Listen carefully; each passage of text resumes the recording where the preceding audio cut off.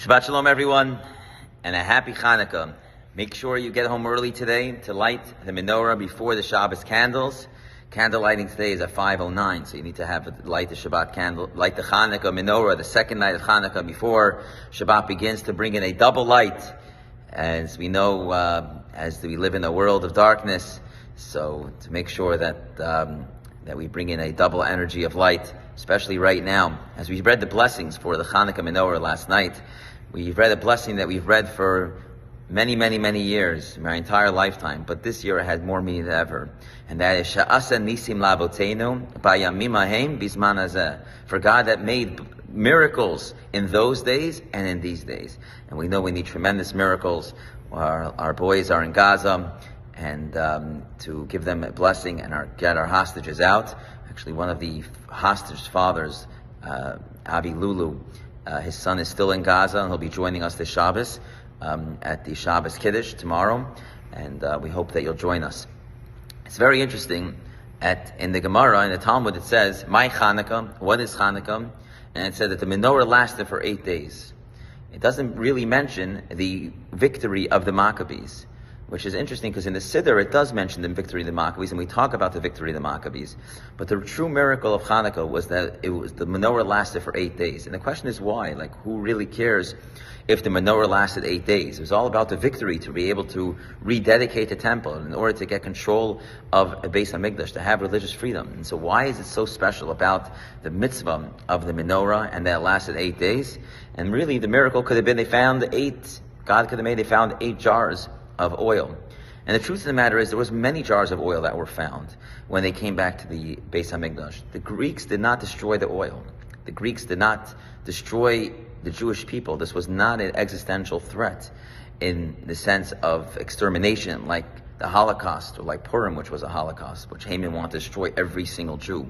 But in reality, the Greeks were the most advanced theological nation in the world, in many aspects, in sport, in archaeology, and architecture, and philosophy. And the Jews at that time were very interested in the Greek culture, so much so that it said that 70% of the Jews assimilated at that time into the Greek culture.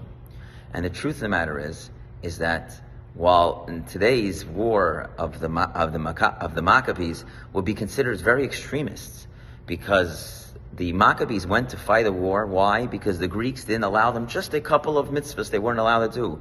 They wanted to stop them from having a bris. They wanted to stop them from eating kosher. Don't keep Shabbat, keep it on Sunday. Do everything that's logical. Don't do anything that's outside of our understanding. Don't go anything beyond.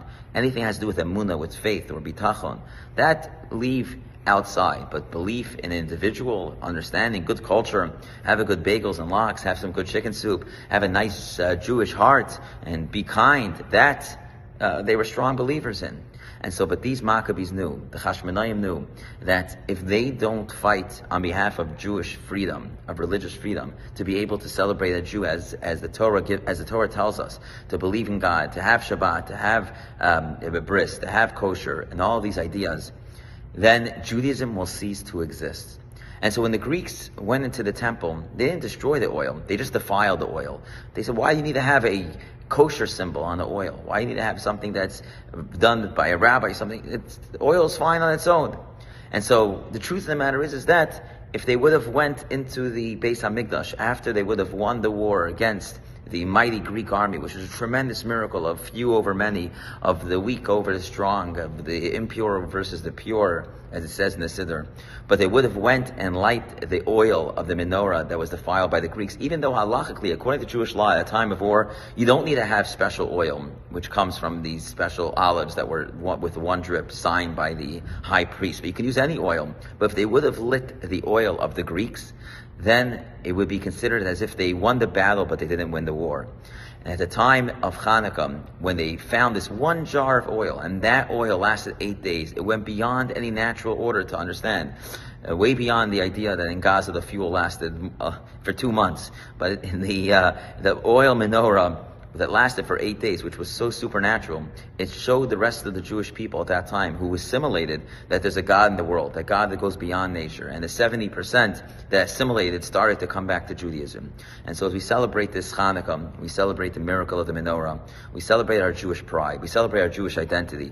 And that doesn't just mean to be a cultural Jew, but it means to celebrate our Judaism, come to shul on Shabbat, start to eat kosher, do something positive for Judaism, that we keep our Jewish identity alive. Today, as we're seeing many Jews, sadly, are turning against Israel.